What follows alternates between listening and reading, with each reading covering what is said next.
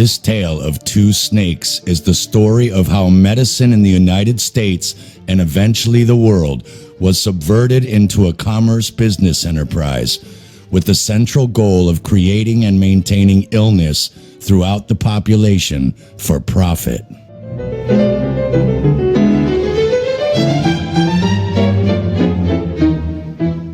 We have been kept from fully developing our potential to reason, our intuition, to become enlightened, and to be the godlike beings that is our true nature. Animal man can be domesticated and controlled. Enlightened man cannot. The unholy trinity of corporate allopathic medicine, which is our mainstream medical system today, utilizing synthetic big pharma drugs, surgery, and radiation, drains the body's corpuscles through medical treatment strategies based on suppressing symptoms through synthetic drugs instead of targeting the cause of disease and removing it. What causes disease or cellular dis-ease? Toxic industrial environments, toxic foods, over-acidic diets, polluted air and water, prolonged states of mental stress and emotional distress, lack of sleep, drugs, alcohol, cigarettes, electrosmog, heavy metal poisoning, vaccines, and even prescription drugs. The rod of Asclepius has been the exoteric symbol for medical healing since as far back as 1400 to 1200 BC. He was the son of Apollo, the god of healing, immortalized forever in the stars as Ophiuchus, the serpent holder, standing on the male genital phallus and corpuscle destroyer Scorpio, which we'll cover in the plot twist at the end of this film. It is the staff with the single snake, completely misunderstood exoterically to be a symbol of the snake's possession of anti-venom against its own poisons and its ability to shed its skin and renew, an exoteric symbol of longevity and immortality. But in 1902, a captain in the U.S. Army Medical Corps mistook the caduceus for the rod of Asclepius, and he proposed the adoption of the caduceus as the medical corps' official symbol. The two-snake caduceus is the symbol of the Roman god Mercury, whereas the one-snake rod is the symbol of Asclepius, natural healing. Before 1902, the caduceus was used as a symbol for commerce and companies in printing, as Mercury or Hermes was the messenger of the gods. It was used in mining, chemistry, and metallurgy, as alchemy was a hermetic science. Exoterically, Mercury is the god of commerce, trade, merchants, outlaws, thieves, and tricksters, and is represented by two serpents to show the opposing meanings of polarization. One snake is the healing, remediating, and curative, the upward flow of living corpuscles from the spleen to the cerebrum crown chakra, supporting positive energy, inner development, and enlightenment. The other serpent is the poisonous, debilitating drainage of the living corpuscles away from the higher self, body, and mind.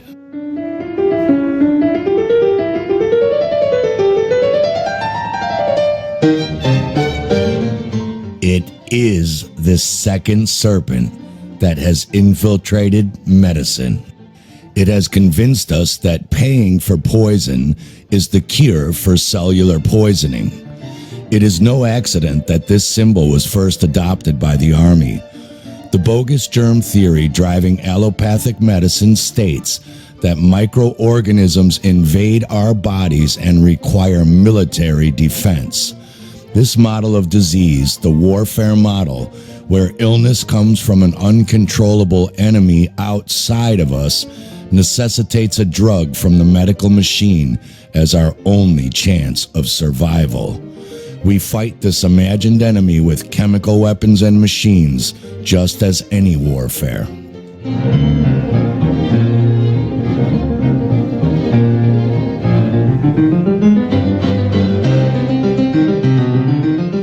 Allopathic medicine blames these enemy diseases on bad genes or evil germs, mysterious and deadly cancers, unexplained autoimmune and neurodegenerative diseases, and many more, always outside of our control, with causes unknown and no ability to address or reverse ourselves. Thus, we are dependent on the medical system to rescue us. How did this happen? In 1847, the American Medical Association was founded, the largest association of medical students and physicians, both doctors of medicine and doctors of osteopathy, which is a type of alternative medicine, much of which is now said to have no therapeutic value and is labeled pseudoscience by the medical cartel. From the very beginning, the AMA urged all state governments to adopt measures to register all births, marriages, and deaths, which is a form of commerce itself, the way shipments are registered to port authorities as property of the receiving country's government.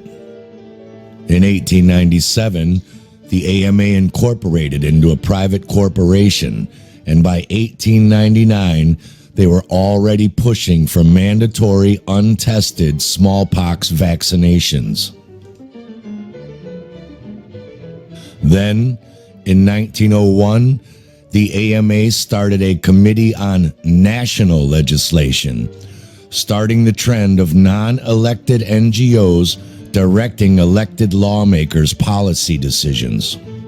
In 1905, they created the Council on Pharmacy and Chemistry to set standards for drug manufacturing and advertising, asking drug companies to show proof of effectiveness of their drugs or pay corrupt bribes to Doc Simmons in order to advertise those drugs in the Journal of the American Medical Association.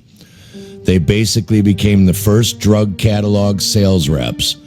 Obviously, drug manufacturers had great incentive to get in good favors with Doc Simmons and the AMA, later known as the Big Pharma revolving door. But the real horror started in 1904, when the AMA founded the Council on Medical Education to regulate medical schools and what type of medicine could be taught in them, as osteopathic and homeopathic medicine had no commercial profit incentive to these snakes. They had to go.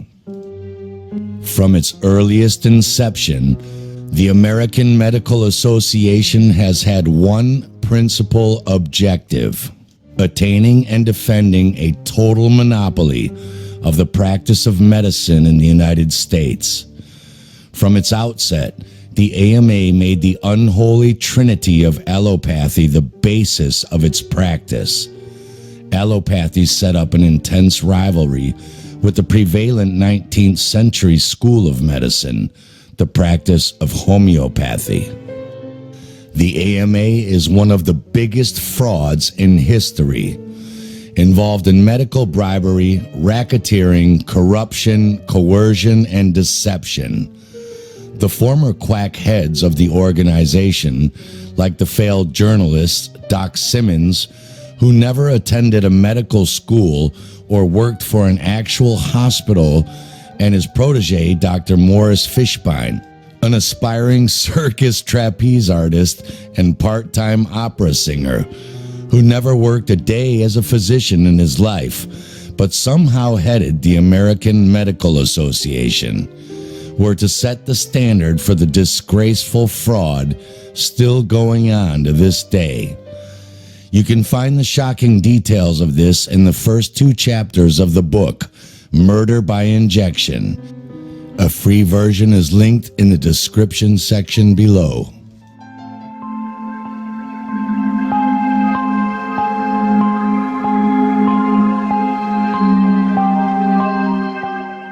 1907, the American Medical Association involved the Carnegie Foundation in elaborating a book-length study of medical education in the United States and Canada, also known as the Carnegie Foundation Bulletin No. 4. Its author, Abraham Flexner, was an ambitious educator, neither a physician nor a medical scientist, but the brother of Simon Flexner, employed by the Rockefeller Institute for Medical Research. Later on, Flexner became the first director of the Rockefeller philanthropy programs in medical education. Andrew Carnegie was regarded as the second richest man in history after John D. Rockefeller. While Carnegie played a leading role in the American steel industry and education, Rockefeller was interested in the oil industry and medical research. Flexner's report was published in 1910, and the purpose was to improve the quality of medical service by establishing professional medical education based on mainstream scientific principles. But what was accepted as science in the early 20th century? The theory of materialism, rising in the 17th century, holds that the only existing thing is matter. Everything is composed of material, and all phenomena, including consciousness, human soul, and spirit, are the result of material interactions. In other words, matter is the only substance. Scientific materialism, or physicalism, became the philosophical position of the early 20th century. The main statement of physicalism is that there are no kinds of things other than physical things. Before the Flexner Report was released, twice as many physicians practiced alternative medicine than conventional allopathic medicine, and medical knowledge was taught in small private schools all over the United States. The report changed everything, and backed by the police power of each American state, medical schools were obliged to follow the trends set by the Carnegie Foundation. The Flexner Report stated that the human body belongs to the animal world. It is put together of tissues and organs. It grows, reproduces itself, decays according to general laws. It is liable to attack by hostile physical and biological agencies. Herbs, homeopathy, chiropractic, and massage were demoted as quackery. Small medical schools were either closed or merged into universities financially supported by large industrial companies. In less than 10 years, the number of medical schools dropped from 650 to just 50. The number of medical students decreased from 7,500 to 2,500, and they were unable to afford the high education fees.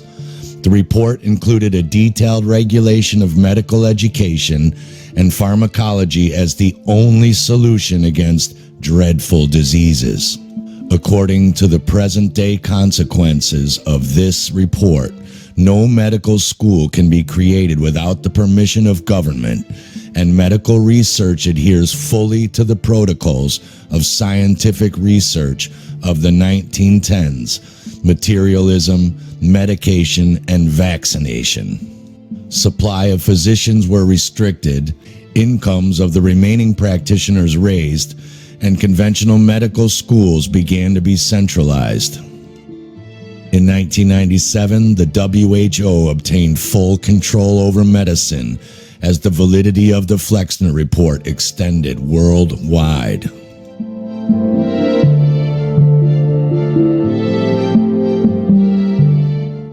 And what was the long-term result of reforming medical education and practice? Hardly any news on the media. According to the 2003 medical report, Death by Medicine,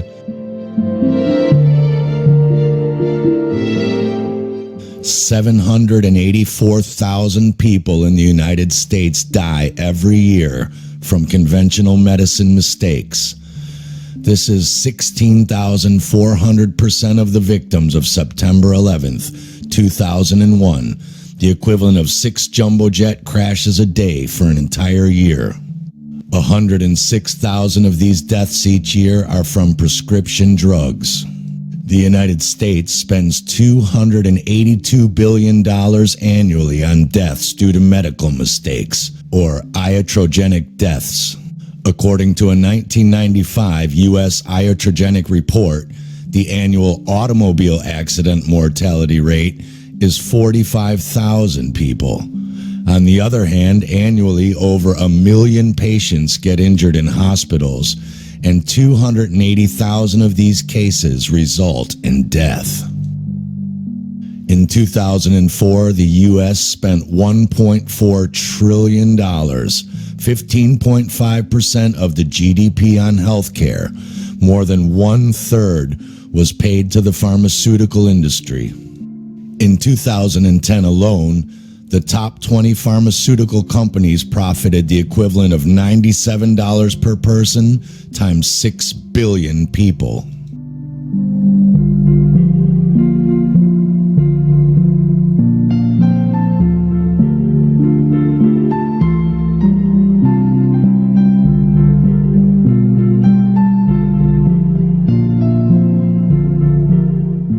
Back in 2001, Pfizer was the #1 most profitable company with $7.8 billion profit of all the Fortune 500 companies.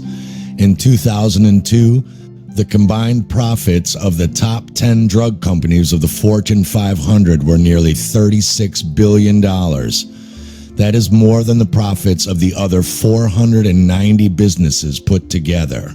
After 100 years, we must raise the question, what went wrong? Despite the huge amount of money accumulated by the pharma industry, there are more dreadful diseases and sick people today than ever. You will find the answers in the Flexner Report, a document that created and enabled the terms of a centralized medical system and the pharma industry to take over the control of healthcare for profit. When we interfere with the processes of nature and breed efficient plants and efficient animals, there's always some way in which we have to pay for it. We do not really know how to interfere with the way the world is. The way the world actually is an enormously complex, interrelated organism. The same problem arises in medicine because the body is a very complexly interrelated organism. And if you look at the body in a superficial way, you may see there's something wrong with it. Here's chickenpox. And there's spots that itch that come out all over the place. Well, you might say, well, spots are there, cut them off. So you kill the bug. Well, then you find you've got real problems. Well, then you think, well, now wait a minute. It wasn't the bugs in the blood. There are bugs all over the place. What was wrong with this person? His resistance wasn't up. Therefore, what you should have given him was not an antibiotic, but vitamins. See, we always look at the human being medically in bits and pieces because we have heart specialists, lung specialists, bone specialists, nerve specialists, and so on. And they each see the human being from their point of view. There are a few generalists, but they realize the human body is so complicated that no one mind can understand it. And that's the problem with compartmentalized allopathic medicine. Imagine your car doesn't work because it's out of gas and has a dead battery.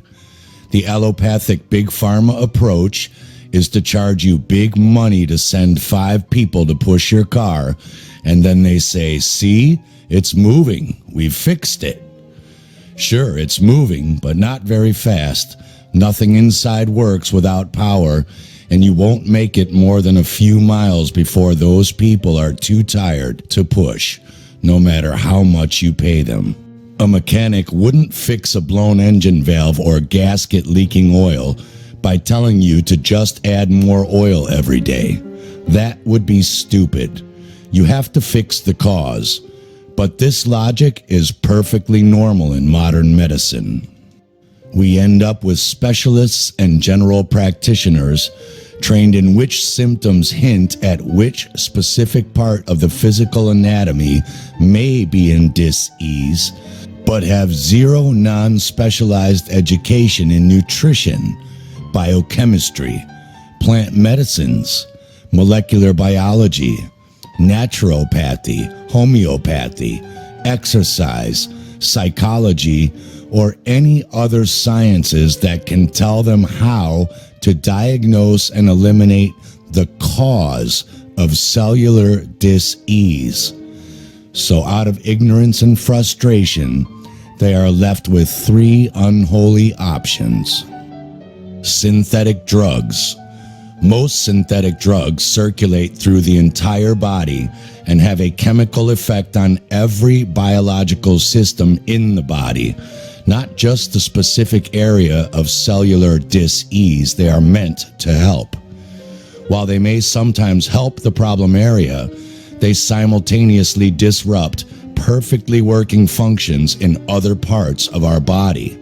Have you ever noticed the dozens of side effects listed on drug inserts or at the end of commercial disclaimers? This is why. Herb quit smoking with Chantix and support. Talk to your doctor about Chantix and a support plan that's right for you.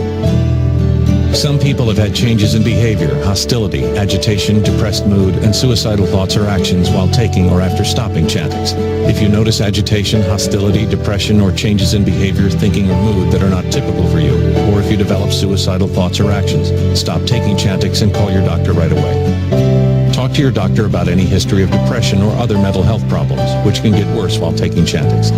Some people can have allergic or serious skin reactions to Chantix, some of which can be life-threatening. If you notice swelling of face, mouth, throat, or a rash, stop taking Chantix and see your doctor right away.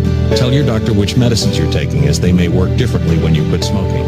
Chantix dosing may be different if you have kidney problems. The most common side effect is nausea. Patients also reported trouble sleeping and vivid, unusual, or strange dreams. Until you know how Chantix may affect you, use caution when driving or operating machinery. Chantix should not be taken with other quit smoking products.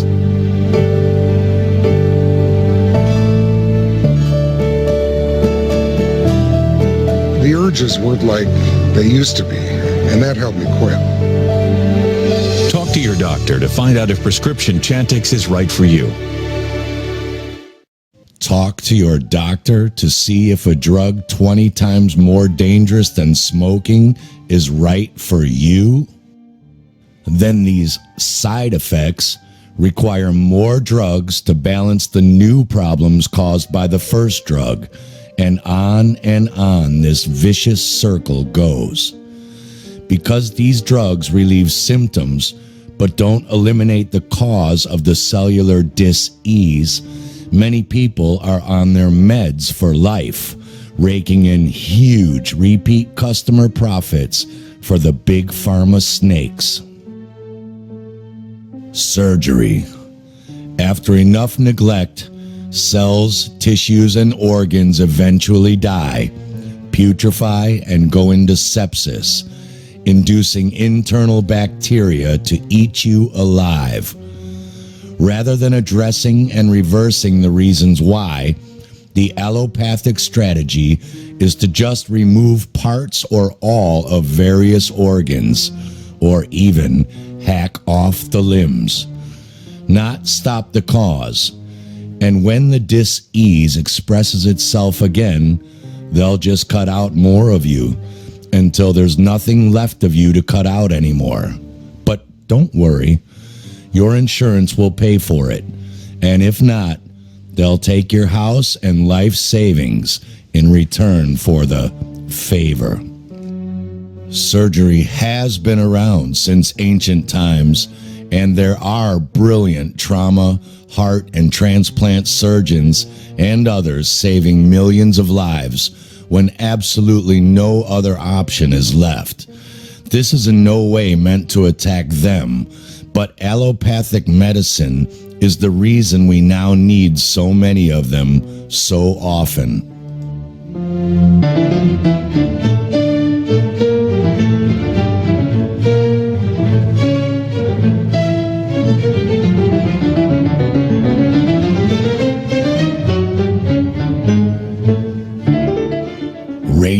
radiation.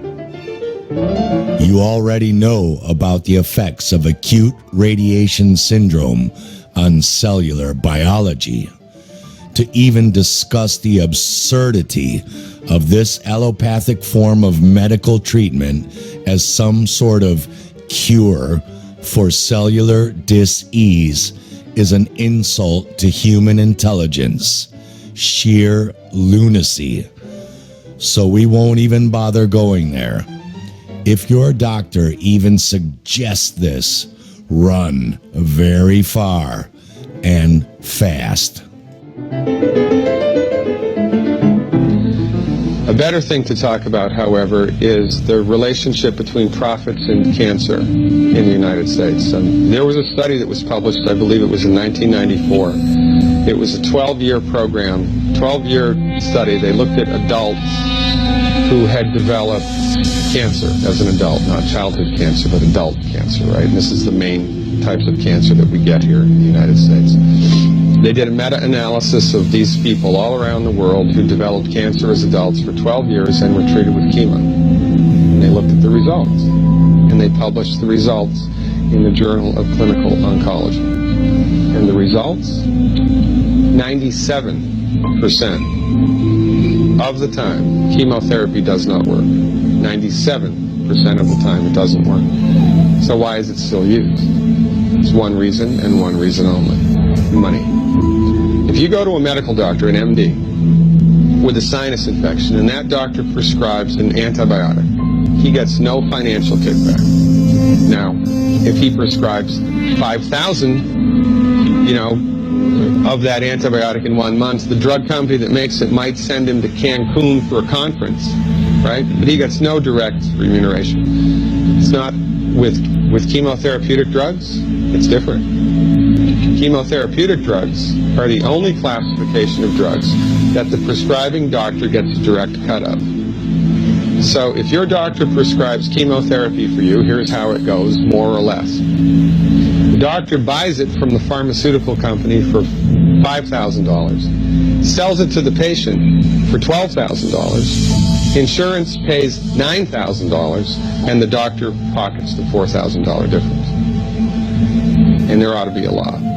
The only reason chemotherapy is used is because doctors make money from it. Period. It doesn't work 97% of the time. If Ford Motor Company made an automobile that exploded 97% of the time, would they still be in business? No. This is the tip of the iceberg of the control that the pharmaceutical industry has on us. Most people have no idea of this at all. Now, I wrote a book. It's called The MD Emperor Has No Clothes, right? In my book, I have a bulleted list of 10 questions that every cancer patient should ask their doctor. 10 questions. I've had patients kicked out, literally, kicked out of the oncologist's office because the doctor was PO'd that the patient was asking him these questions. And these are just common sense questions. Cancer treatment in the United States, we have lost the war on cancer. We have lost the war on cancer. Why? Because cancer is not a reductionistic phenomenon. Cancer is a holistic phenomenon. And when you try to bring a reductionistic methodology like drugs and surgery to bear on a holistic phenomenon, you will completely miss the boat each and every time. You cannot do it. Medical doctors are like colorblind art critics. They can see that that's a boat. They can see the black and white outline, but they're completely blind to all of the colors and textures that make up the substance of the thing. It's no difference with cancer.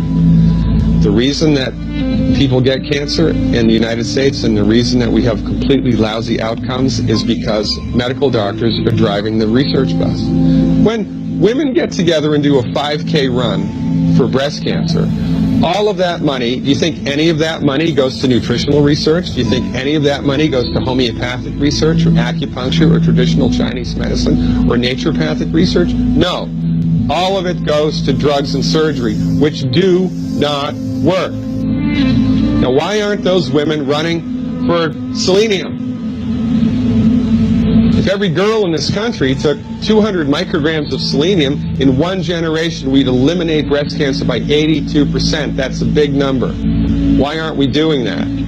Because medicine in the United States is a for-profit industry, and most people are completely unaware of this, and most people bow down to the altar of MD-directed high-tech medicine.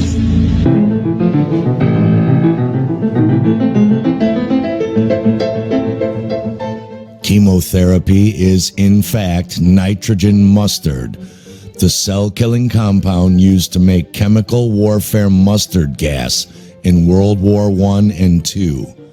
Why does it have a 97% failure rate? It doesn't just kill cancer cells, it kills all cells. It's poison.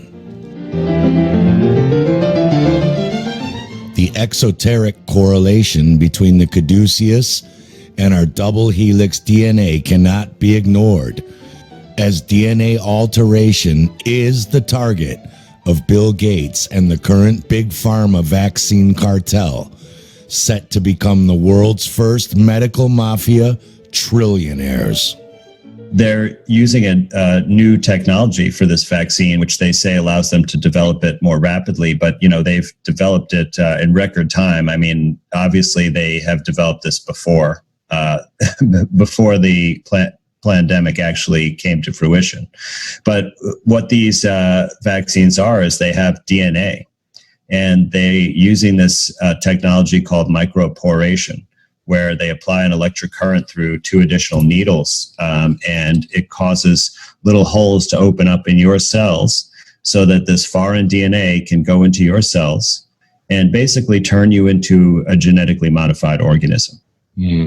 Now, they say that the gene is the gene of a virus, so we're going to have our own cells making virus proteins, and somehow that's going to trigger an immune response. I don't buy that at all. So what these genes are, I don't know. I have some guesses because I know one of the goals of the vaccine is for infertility, right? Because it's all about population reduction. And the tests that we've done so far. Conspiracy. At the very same time, the WHO and NGOs were giving out hundreds of millions of free poisonous smallpox vaccines all over Africa, the continent erupted with the biggest autoimmune disorder epidemic in known history. What wasn't free and ended up indebting several African governments were the hundreds of millions of PCR tests already manufactured to test for the new unheard of autoimmune disorder called HIV/AIDS, and the bogus treatment drug AZT, called one of the most toxic, expensive, and controversial drugs in the history of medicine. This disease may result in the deaths of 90 million African people by the year 2025. We saw the same trend in India when a polio epidemic and hundreds of thousands of paralyzed children coincided with a mass polio vaccination campaign there. And today, we can now recognize the same alarming pattern happening with the blatant fudging of statistics and the orchestrated villainization of the common cold and flu to force a worldwide multi-trillion-dollar profit vaccination agenda. There's no paper that shows based on its experiment that this virus causes anything. So there's not one paper in the conclusion that said, as a result of this study, we've determined that this virus is the cause of this disease. So that's not even stated in the literature as a conclusion. But if you look at the methods that they use to supposedly isolate viruses, they're doing no such thing whatsoever. And this was really something that I learned about only in studying this illness, because I had looked into germ theory, and I knew germ theory had lots of experiments that disproved it. and that it was something that was pervasive in medicine. But what I've ultimately come to learn is that they've discovered a technique that essentially has these culture cells decay, and they say that that's proof that a virus is causing the decay of those cells. But in actuality, they've never run a control experiment. And what they're doing is taking those cells and giving them inadequate nutrition and exposing them to toxic chemicals. And so that's the reason the cells are decaying, and that's the only thing that they say that proves a virus. So they've not actually isolated any virus whatsoever. They have shown that they can do this isolation technique in bacterial viruses, they call them bacteriophages, and they've shown that they can use this technique to isolate exosomes. And the technique is fairly simple. You just filter out these small particles, and then you put them through a centrifuge to have them segregate together based on their density. And then you pull a syringe or a pipette, and you can look at them under the microscope. You can characterize them chemically. You can take out the genetic material and sequence it. And they've done these experiments for exosomes and bacteriophages, but they've never done it for a virus. And the simple reason is because there must not be any virus that exists that causes disease. So they have this other procedure that just shows damage to cells in a culture, and they say that that's evidence of a virus. And it's really quite astounding when I uncovered this, because it's not just in the studies for the SARS-CoV-2 virus that they say is associated with COVID-19, but it's true for every single virus paper that I've looked at for any type of virus. So really, there's really no evidence that any virus that is alleged to cause a disease has ever been isolated or proven to cause any disease whatsoever. And yet here we see this response, which is unprecedented. And the interesting thing, like you mentioned, exosomes. And in one of the first discussions that I heard you talk about this, you mentioned the fact that, well, actually, when you look at an exosome, you look at its makeup and you look at the way it reacts and its characteristics, and then you look at COVID-19 where you go, well, hey, it's actually exactly the same thing. So they've basically taken this normal part of our immune system, which is just a response to toxicity in the cells, and categorize it as this terrible pandemic. And it's going to appear in basically anybody who's stressed or got toxicity in the cells. So it's a total win-win situation for them. But there appears that there is no virus at all. They've simply, re-diagnosed or relabeled part of our immune system. And the response has been like, it's been over the top. Absolutely over the top. And even when you look at the death figures for this year, there's less deaths this year than there has been for the last 5 years, and no one seems to be dying of anything else anymore. Well, essentially, see, what they're seeing under the microscope, it could very well be exosomes, because they've pretty much created a recipe to make exosomes, because they're usually using monkey kidney cells for this purpose, and they're mixing it with antibiotics, and it's well known that antibiotics induce exosomes. But the thing is that these cells are basically dying cells, and they're putting out all kinds of debris. And early on in the study of virology, they actually really wrestled with this problem and pretty much gave up on trying to find a virus until this new technique that I described was invented. So we could very well be seeing pictures of exosomes when we see those pictures, but they could also be other kinds of cellular debris particles. The thing is, we just don't know, because they've never taken those particles and then purified them and characterized exactly what they are. So that's really never been done. And what you're talking about with the test is a little bit different, because the PCR test, which is the main test, it doesn't test for a virus at all. What that tests for is a sequence of RNA, which is genetic material. And the way they obtain that is also they take the impure sample, basically like the lung fluid in this case, from some people who are sick, or possibly a throat swab, and they amplify short little sequences, and sequences that they're specifically looking for, mostly because they have this library of gene sequences of viruses. But the thing is, if you go back, they've always characterized them this way. So they've never once had a intact virus particle and then sliced it open and taken the RNA out and done a sequence from end to end. That's never been done. What they do instead is they take this impure sample and they look for specific sequence that they pre-identified as being viral in nature from this database. And then what they're doing is amplifying these short little sequences, maybe 150 to 250 base pairs, and they're splicing them together into this one long strand of 30,000, which they say is the viral genome.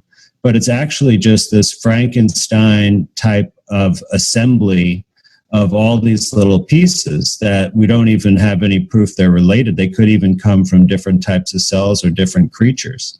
And when there's gaps, they're basically using sequences that they get from that database of other viruses that are also put together in this Frankenstein type way. And they sew all those together, and say that this is the genome sequence of this virus. And that's the procedure. And they're testing for something from that, but we don't really know what it is, except it's most likely our own sequences. So that's why there's so many positive results, because they're essentially testing our own genetic sequences. In other words, more medical fraud for profit and control by keeping people in fear and ignorance of the truth. The promised plot twist, which is the actual secret, hidden, and misunderstood esoteric meaning of Mercury, the metaphoric symbol representing the higher mind, spirit, and belief in the cerebrum, and his caduceus, our actual two-hemisphere cerebrum, spinal cord, cerebrospinal fluid, and two snakes, representing the two sensory and motor nervous systems of our body, through which we experience everything.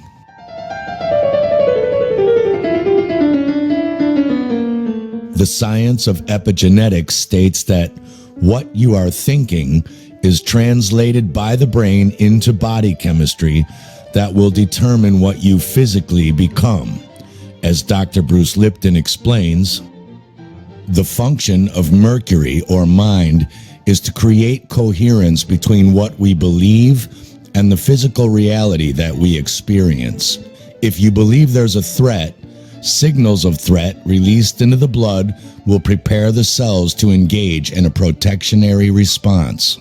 But if the perceived threat is imaginary stress, emotion, or worry from an imbalanced mind, our cells don't know if a threat is real or not, because cells only respond to the chemicals. They do not see the real external environment. If we believe we are under threat or stress, we manifest stress in our cellular physiology, even though the environment in which we live is not really promoting that. Our thoughts, Mercury, whether they are right or wrong, are actually changing our cellular biology through his caduceus. What we think, we become. Signal plus protein equals behavior. So when our behavior is not supporting health or us, we can say we are expressing dis-ease. So it's either defective proteins or the signal causing disease. Defective proteins lead to defective functions, creating disharmonious behavior in your cells, which can cause disease. Which is why a COVID-19 vaccine using electroporation to fuse foreign bat or pig DNA into your cells to create new protein instruction codes is most certainly going to lead to both disease and your demise. Russell Griswold. Oink, oink, my good man.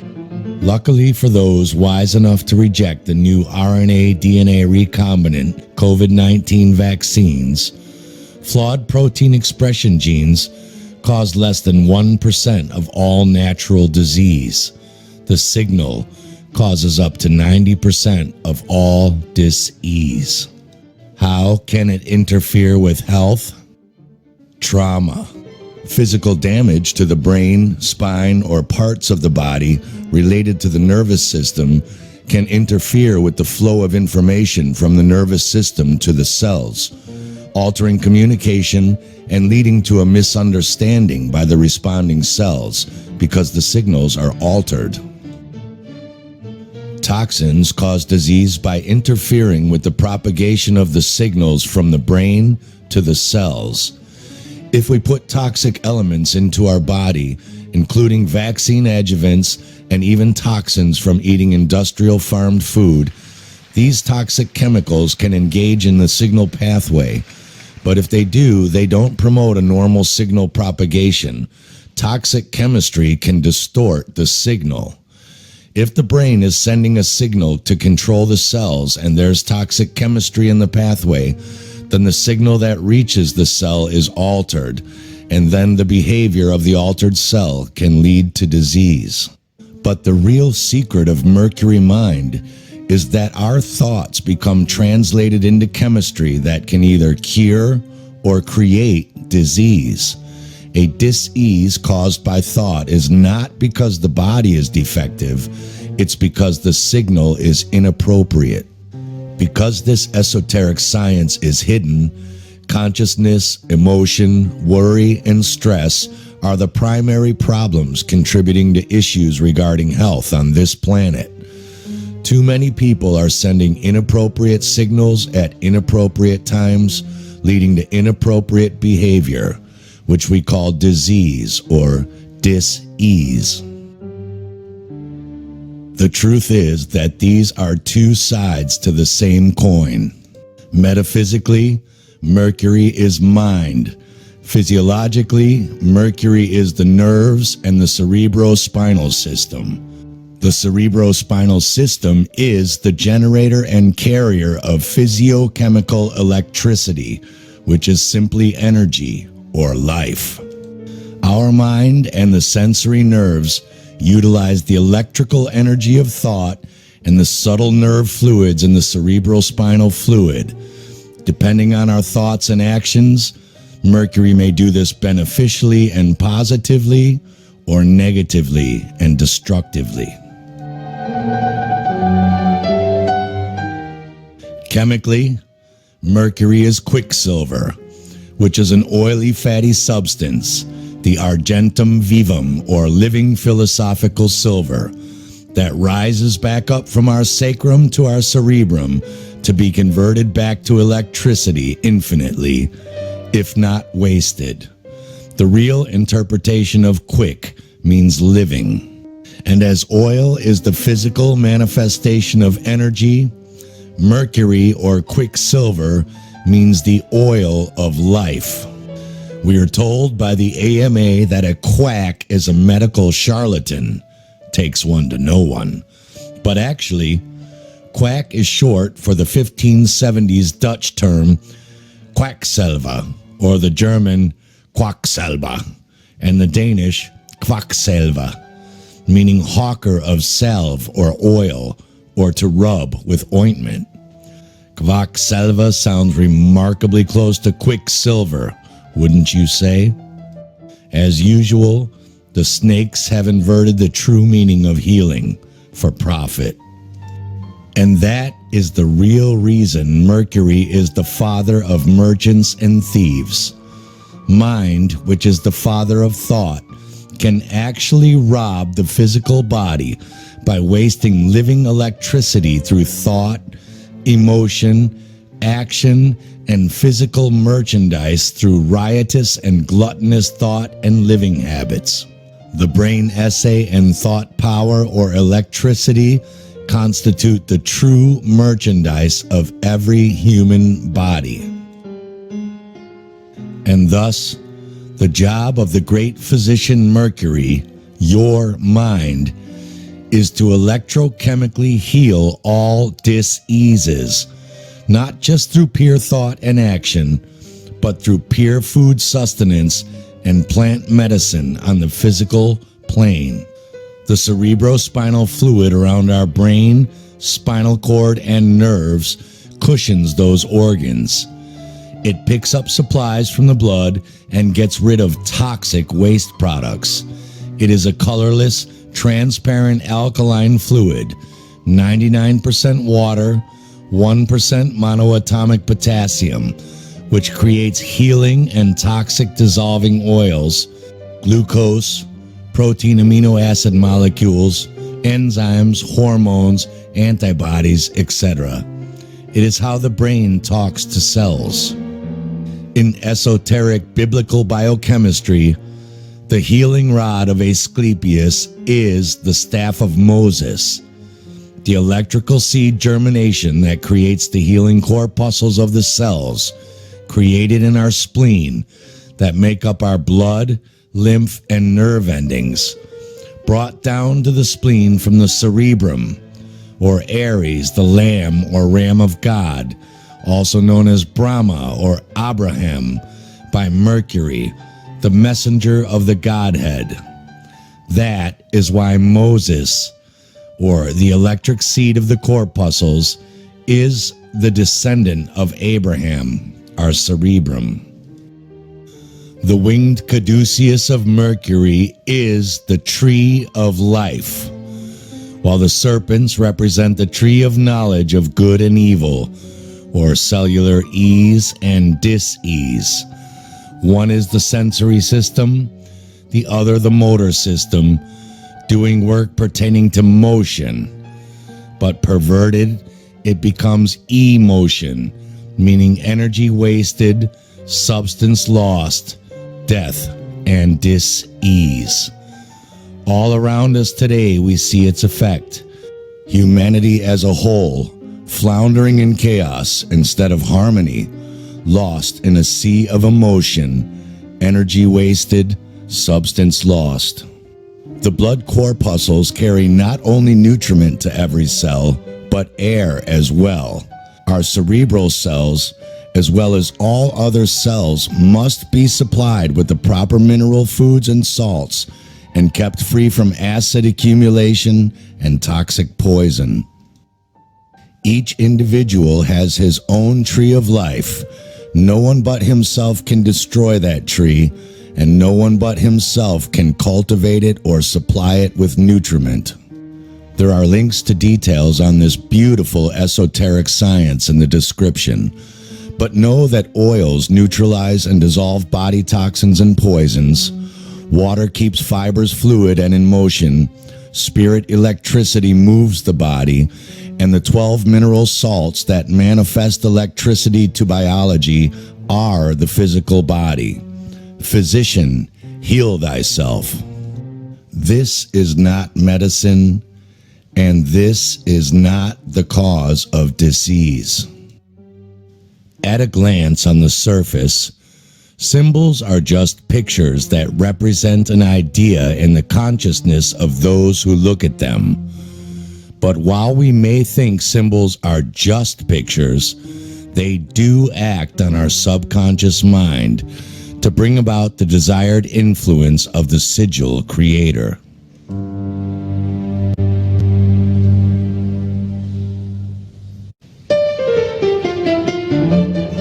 The actual intent of the symbol may be unknown to the viewer, or even be inverted in its true meaning.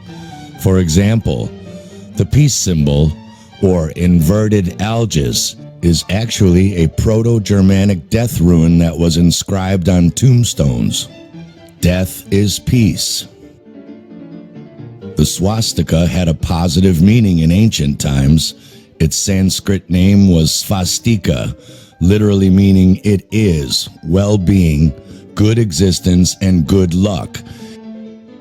For the Hindus, it was a symbol for Vishnu and the sun, or when inverted, Kali and magic. Thus, we can invert the meaning of the caduceus to serve our health rather than drain our corpuscles. In our current reality, war is peace, freedom is slavery, ignorance is strength, and poison is medicine. But it does not have to be that way if we do not want it to. You can decide yourself, right now, that poison is poison, but plants, clean, nutrient-filled food, and positive mind is medicine. Our bodies have amazing capabilities to heal if we simply provide the right environment, free of toxins, full of nutrition, purity of mind and spirit. There is no form of cellular dis-ease we cannot heal from.